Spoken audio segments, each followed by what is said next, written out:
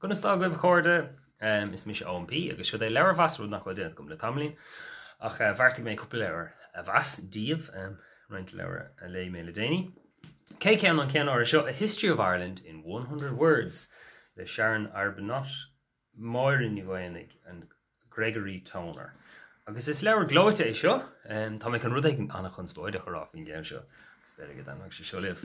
Ach banin se seo seis le sanasíocht focail agus an scéile tá taobh hir díobh ach an differ beidir idir an leabhar seo agus roinnt leabhar atá fáilte fáiltí ús a réim se seo le tamil do bhlianta ná gur san ólathe teanga iad. Ar fad na daoine a bhí lé leis mar sin tá na nuisc idir na focail agus na scéalta anspéisiúil agus deascríofa ach tá scolóirthacht an untaif a taobh hir den sais obair sin agus tá sé sin raibh ar fad.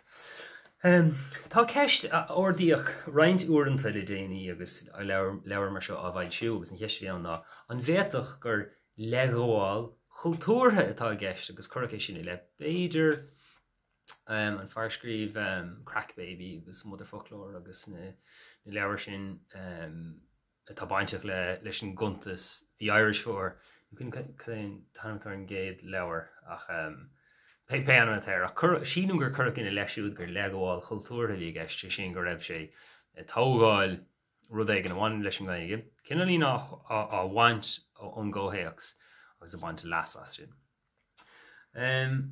Beidir go sé sin ábharnín díon is stoilm gur anna scríbhnóir é darach ó sé agus fíor go raibh lochtainna áirithe ar an ólas a bhí sa leabhar agus is cínte nach mar sin scrífi é dáma chuig or líofa nó duine bhí póirteach a sé na gaige. Ach mar sin anna scríbhnar é agus tá daoine antóca le leabhar den chinál. Ní éad bhí a rá faoin leabhar seo go bhfuil na luchtainna sin air ach tá rud eile an tá sé spéisiúil mar leabhar tá sé go háling tá clúd do crua an tá eilín stig an Tá is alína croíoch go speisialta don rud tá na pictúirí áile seo stig ann tá sé snasta tá sé tram tá pop ar go háling tá chlóir go háling is deise éad áir mar leabhar mar háirge ná beidir aon leabhar gaige tá feici gom le blianta fada agus tá sé spéisiúil gur méle atá sé. An óra é tá sé spéisiúil níos agam go dtíach bíon pléir ísteile ar roiil a bheith dead leagriachtaí agus cad léirn sin faoin grúpa. Cad as dag an mainú an grúpa. Ach tá sé spéisiú gur méle atá sé. Tugann Ciarán Dunbar uaireanta coffee tableization ar rudí cinálín dá lehéid seo an rud atá gceist sin ná nachhfuil de bhathas a gaige ach na rudí beag a deasa seo gur féad leat a bhaint eiste agus a chur i láthair an phobal i leabhar a ráach ar coffee table bach ná lehéid. Agus tá sé spéisiúil náir fáil siad le an gaige a seo. So tá sé seo níos fearr mar inse ar hanasíocht na gaige ná níos deise mar leabhar ná na leabhar tá going sa gaige. Dá sé manachán me gan 32 words for field atá beag anín beidir leabhhealach idir seo agus ábhar The Irish For / Mother Folklore.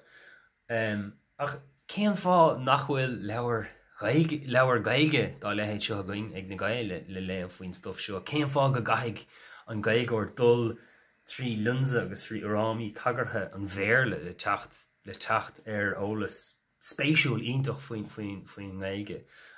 Agus ní churing le go bháil cultúrtha i lehan drama seo ach tá rud ag an anna spéisiúil le tóirliú ó thaobh sais cóbháin na cuachta agus an leabhar seo a bheith níos deisina aon leabhar eile a hagann amach sa gaige céan fá mar níle mainú ag lán na fáilte choirí gaige tá roinnt acu ail sin leabhar. Deasach clúdach tram, clúdach deannig, cruig agus an alín ar fád a bheitán. Tá sé spéisiúil gur méle a hagann siad seo amach. Siad an ghfuil dúgus ar chramanna mar seo atá den analís ar an gaige rud éige nach chur fáil do fop na gaige. Tás an go raibh roinnt seisiún a rinneadar a bhí dír ar gaigóirí agur ag leirlinn a bhlaclí agus roinnt rud eile agus is dachar chuirgann is scolóireacht an leabhar. Ach mar sin hain sin go raibh coppla butún chláán agus gháin siad sin leis an nuacha aige amháin spéisiú glór.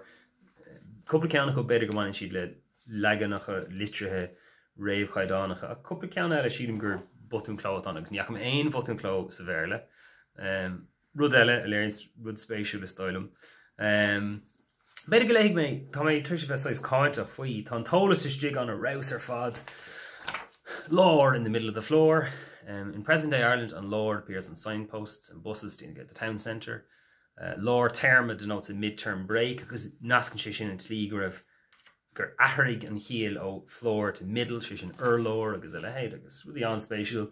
Tá an tolas atá ann, beidir go sé ábharín, sé Harbh díortha ar an stair, agus legan mar sin mar bheith fásiúil. Ach inis is a rís luúin sé sais rudí nu aimimsre, agus tá sé sin go das beidir go me sin as beagán níos mód cin an rud sin a bheith gceist. Rud bháin eile nar hahanam agus a bhí mar bhach ar léthóir na Gaeilge. Tugann siad anim nach ina déag sanna a lútear sa legan béarla agus fágann sé sin iad gan ahint uaireanta, uaireanta níras tam cínta go nachnáin le Gaeilge ach nílas agam nachnáin le béarla sé sin rudí ar nós agalamh na seanórach. Nílas ag rud éigen céan teile tar sin sa bhéarla ach tugann siad le héad sin agus tá reinfá scéalta mar sin nachfuil legan béarla dá dedal feice go maríomh mar sin is ati iad a bheith curtha láthair ar an gcuí sin. An fós in anóid sin ile tá an tolas an aber urdóg agus go an sé sin ó urd agus an chiad leis na casúr is dóilm agus na méracha éagsúla. Tá sé an. Tá sé curtha láthair agus snasta tá tolas an a bheith ach sílam bhfuil an cheist sin mar le leabhar Gaeilge a bheith ó leabhar béarla a bheith agus gan é a bheith ar fála i Gaeilge agus go gaithigh an Gaeilgeoir dul tríd an méarla le teacht ar álas faoin Gaeilge. Sílim go sé sin anna spéisiúil agus léironn sé rud éigean sais faoin guacht atá igen dá hanga. Agus sílim gohfuil ní dearmid minic golóir ag sílim máta tú tarint ar ionsaí na Gaeilge sin go dúgus ar chur leis an tanga nu aimimsere agus leabhar dá le héad a chur amach an Gaeilge. Tá chud an cumas a có cínte. Sílim gur leabhar mór ráchart a bhíonn seo fiúháin agus gur dílach annach chud coipeanna ach níor dílach annach chud coipeanna in Gaeilge.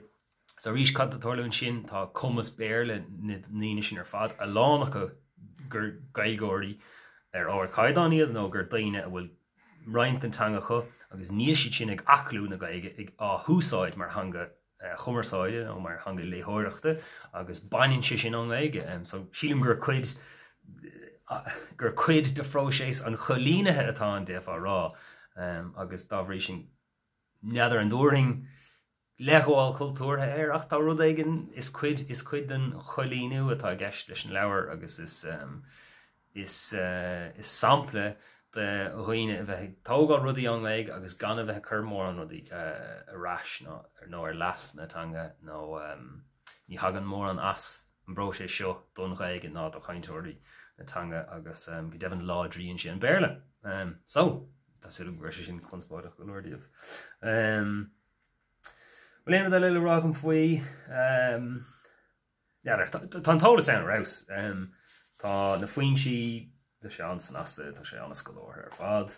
Ar bó agus buchail agus bóthir agus a lehéad agus tu an seanna ólas faoi chultúr han sin go mórlamas agus an cult an seanna chultúr a bhí sa tír agus tuiscint áil as an nua ar sin agus bhí sé sin an bhaith ach mar tá ráite gom tá ceistena spéisiúla faoi chuacht agus tangacha agus na cintaí a dhéanamid céin tanga ina gcuirna rud éigean amach. Agus deir duine bhfuil ní arach go má leis dá ggurfií amach an Gaeilge. Well, beidir go sé sin fíor ach beidir go chóir text a hangach nó legan Gaeilge bheith nó lehéad sin agus tá sé sin ar álas going. Tá is a going go béirla níos má daine, tá is a going go béir níos láidre ach mas míling go marach an Gaeilge caiimiid a bheith ar ason agus rud dhéanamh chuige sin. Mar sin sin é deire le leabhar fast na seachtainna seo agus an leabhar bhí á bhasagam ná History of Ireland in 100 words ar na ailsiú ag an RIA agus phléas cúpla leabhar eile freisin. So gur míle maigad bas clúas éisiúta ben ras a ríist